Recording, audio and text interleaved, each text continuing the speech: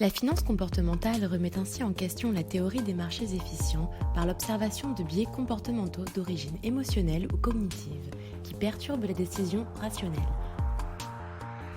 Le biais cognitif est une erreur, un biais de décision dans lequel l'investisseur privilégie les informations immédiatement disponibles sans effectuer de recherche approfondie.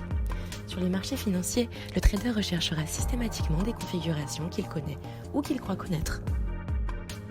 Le biais momentum est lui un biais psychologique consistant à surpondérer l'information récente. On considère que ce qui s'est produit dans le passé a de fortes chances de se reproduire dans un avenir proche. Cette erreur biaise clairement les anticipations et affecte la prise de décision. Plusieurs études montrent en effet que les investisseurs sont très optimistes dans un marché haussier, excessivement pessimistes dans un marché baissier. Le biais de conservatisme consiste en une surréalisation par l'investisseur de l'information confirmant son opinion et minimisant les informations discordantes.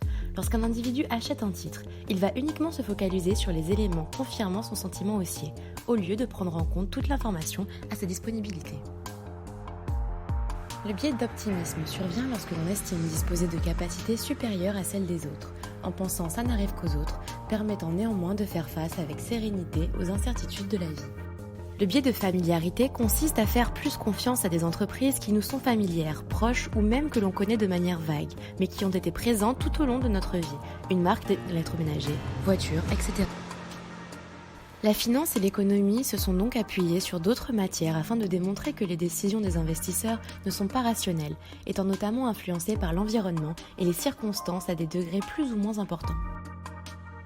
De ce fait, la finance comportementale remet en cause la théorie d'efficience des marchés ainsi que le postulat principe non démontré de rationalité des investisseurs.